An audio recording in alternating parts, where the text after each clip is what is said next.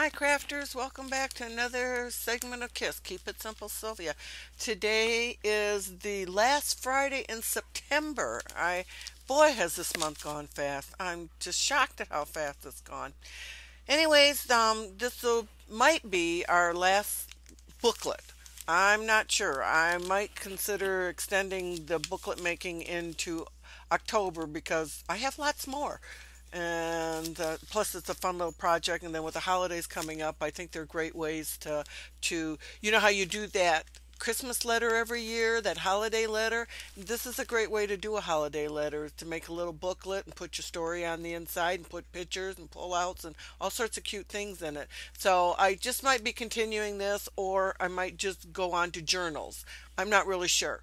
So maybe next month we might do a little of both. What you need for this obviously is brown paper bags.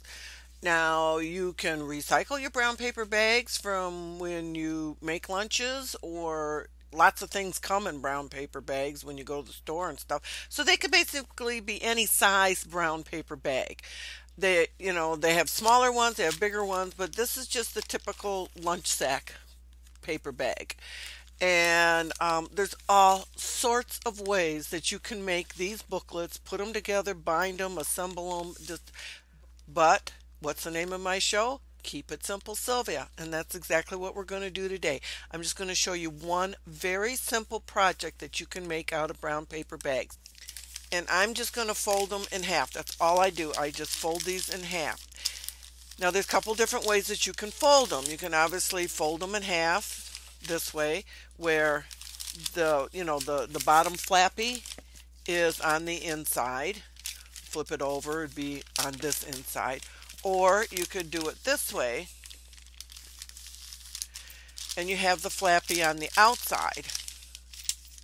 And then you would have two separate plain pages on the inside, and then a separate one on the back side. And this does make a difference, because when you start assembling, you might want to have certain types of pages together. So that's why I say you can either do it this way, where it's on the outside, or do it this way so it's on the inside. So since I've got this folded on the outside, I'm going to keep it on the outside and make a fairly decent crease on it, okay? So I'm just going to fold these up. And right now I'm not going to be too concerned whether they're inside or outside. That will come when I start assembling it.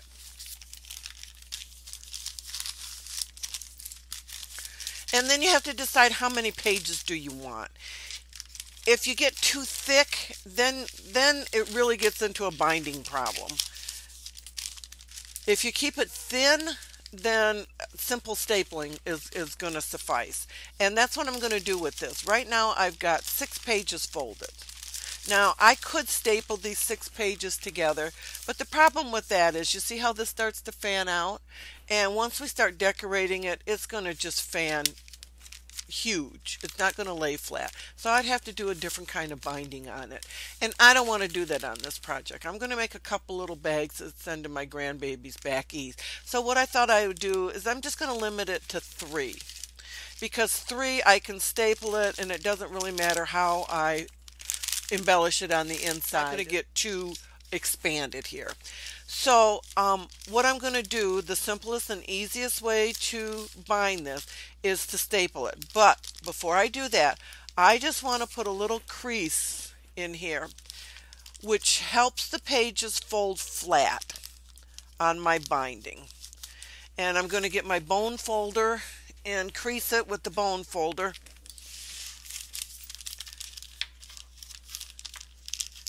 And I'm just going to do that for each of the pages that I'm going to bind. And on this little booklet, I'm only going to do 3. Now, with 3 of these paper bags, that actually gives me 6 pages. So that's a pretty decent sized little book.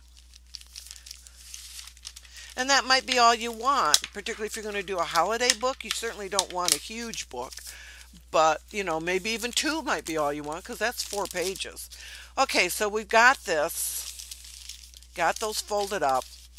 Now let's decide how we want our pages to be assembled. If I open this one up, I have this one on the inside that's got the bottom. And the neat thing about keeping the bottom is it becomes a flap then. So you've got a page that's like this, but then you have a flap. So that's really cool. And then I have a plain page with a pocket right here that I can put, you know, a relatively decent size pull out into it. And then I flip this over and I have another plain one. So do I want to join it with another plain one, or do I want to have a plain one and a flappy? It just all depends on what you want your bag to be. So if I did this, then I'd have plain, plain, and then I would have the flappy again, plain, and then I'd be plain on the outside,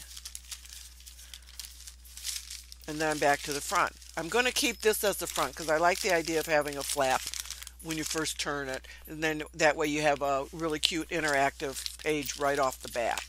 Okay, so the next one, actually what I want to do with the next one is I'm going to fold it so I have the two flaps together. So now I've got two plain pages, another set of plain pages. I got two flappy pages together, two plain pages, and then the back side. And to me, that's just perfect. That's the way I'm going to assemble this one. So then I'm just going to get a stapler, and I'm just going to staple these together. And since I have Tim's Tiny Attacher handy, I'm just going to use that. But you can use any stapler you want.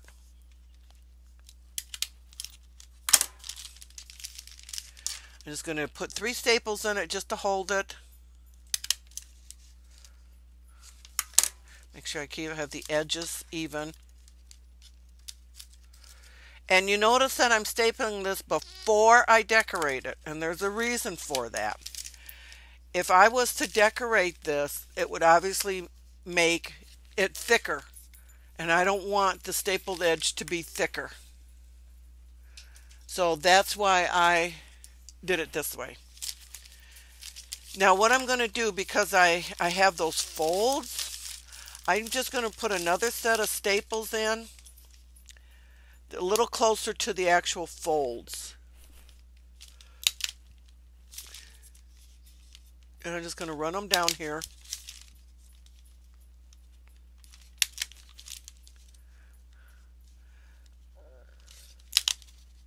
Okay, so we got this little booklet pretty secure.